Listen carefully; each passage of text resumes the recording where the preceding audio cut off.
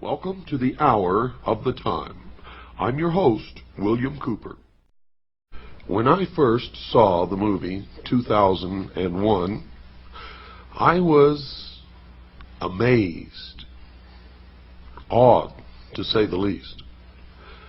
The entire scope of the movie was overpowering, and for most of the people of the world, was completely baffling. Most people who saw that movie did not understand from beginning to end what it was that they had experienced, but they knew, everyone who saw it, knew that they had experienced something profound. That something had been communicated to the dark, deep recesses of their mind, which they did not understand. And indeed, which they were incapable of understanding. For you see, the movie was not meant for the profane, as most of us are called, by the adepts or the initiates or the priests of the mystery schools. For that movie was a message to those initiates who were well versed in the symbology and the mystery religion of an ancient religion that is practiced to this day in secret. Now I'm going to tell you the meaning of the symbology that you saw in the movie 2001. And then each and every listener should go to their local video rental store and watch the movie again from beginning to end. For it is the story of the entire human race according to the history of the mystery religion of ancient Babylon. Now I can assure you that you will not understand any of what you are going to hear without ample preparation and without a basic understanding in the symbology of the ancient religion. And you're going to get that, and this is going to be a series of programs that will in fact take probably many hours to complete. But let me just go over the symbology of the movie 2001 quickly with you, and then we will go back to the very beginning, to the first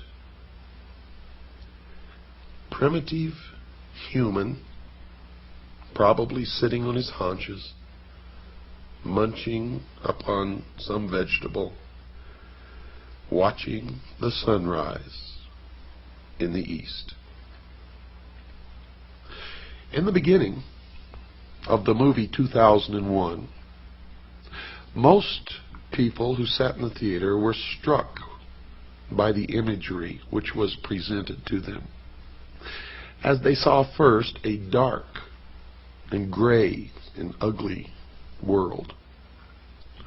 And as that world began to move down from the center of the screen, they saw behind it a moon. And as the moon began to come down with the world that was sinking to the lower part of the screen, behind it you saw the emergence of the sun. What you were witnessing was an eclipse of the sun, partial eclipse. And as the light from the sun spilled across the edge of the moon, it took the shape of the boat of Isis. And the sun, of course, for anyone who has studied the Osirian cycle, became Osiris. And the symbology was Osiris riding across the heavens upon the boat of Isis. Now this will all have much deeper meaning to you as we progress toward your education in the ancient mystery schools. which are today known by many different names, and we will get to some of those names as we go along. This signified, of course, the creation of the universe and of the world. And what we saw next was a barren plain, nothing growing, barren rocks, barren desert.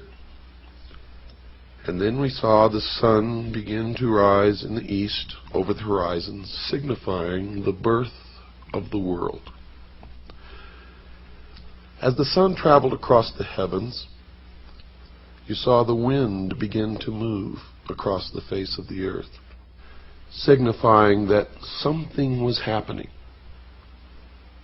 Then as the sun began to reach its zenith on a prime longitude, we began to see shrubs, small green plants began to emerge. Now the sun traveling across the heavens did not, of course, signify a day. It signified an age.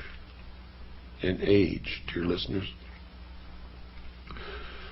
As the sun sank deeper into the afternoon, we saw the emergence of animal life, birds. We could hear the birds singing. We could see the animals. And then we could see primitive man in the form of an ape, mingling amongst the animals, neither harming the other, living in a state of innocence. And you saw a man only eating plants and roots. And you saw that even when the animals and man were in competition for food, no one was injured or hurt, but there was a display of waving of arms and yelling and grunting until one or the other moved away.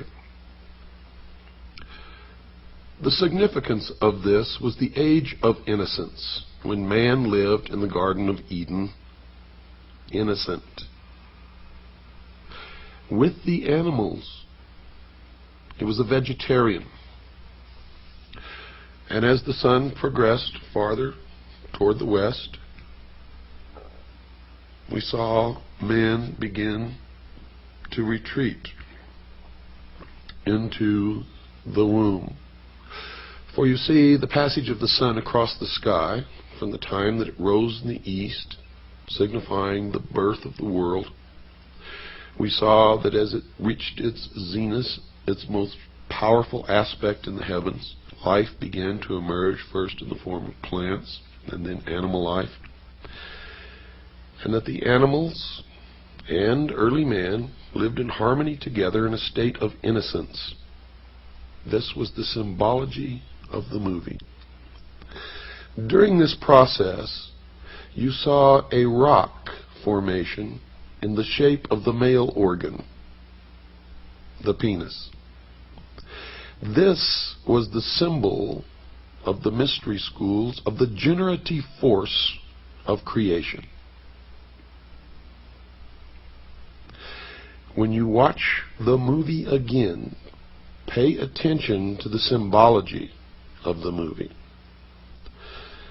Now, as the sun begins to sink even farther in the west, man and his little tribe goes to the water hole and confronts another group of primitive man, all in the form of the ape.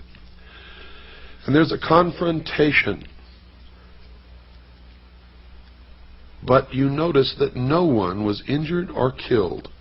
There was a lot of waving of arms, jumping up and down, grunting and screaming and screeching, until the group that was at the watering hole and had already quenched their thirst moved away.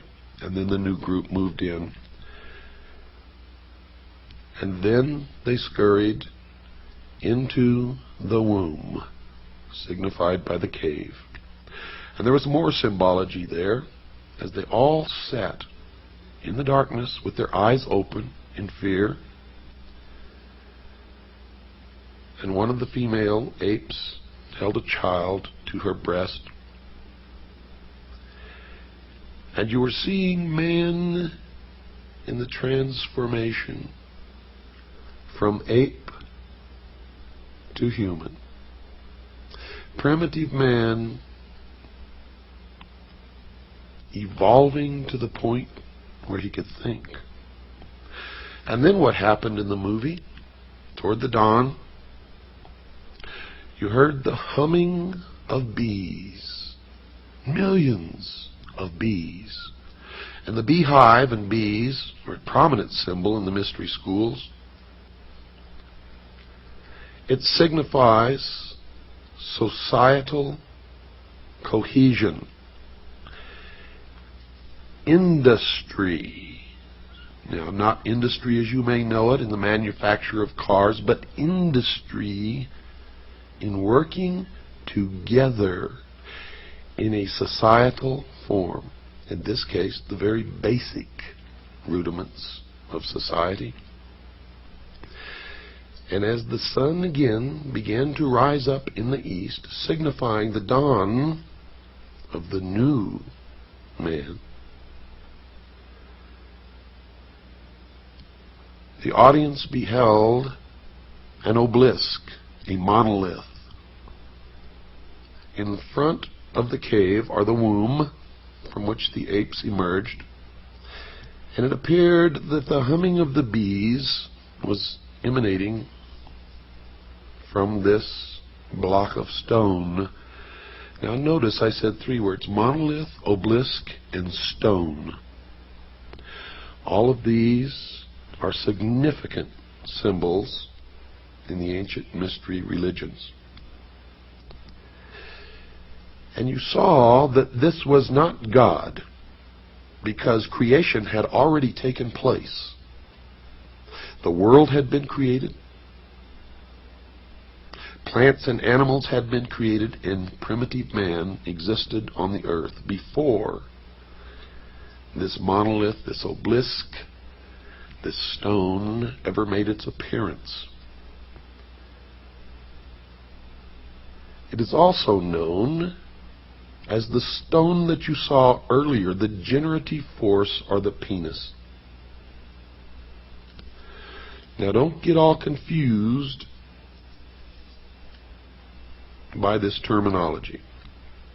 It will begin to make sense to you as we go along. It took me many years of study to understand what I am now imparting to you.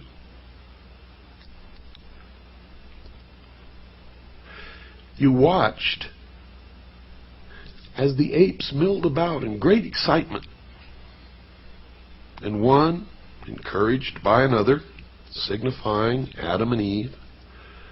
The one encouraging was the symbol of Eve. The one being encouraged was Adam, until he actually reached out and touched the face of the stone, and he was imparted intellect. You could tell that something significant had happened because the tone and the general volume of the music changed at that point.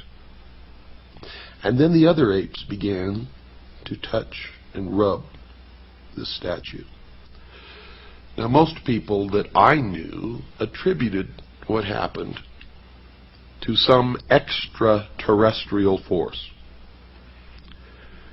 And they were receiving the exoteric interpretation, or that which is meant for the profane, those who are not illumined and cannot understand what it is they are seeing. But for the initiated, what they witnessed was the creation of the world by God, and the impartation of knowledge to man, the forbidden knowledge,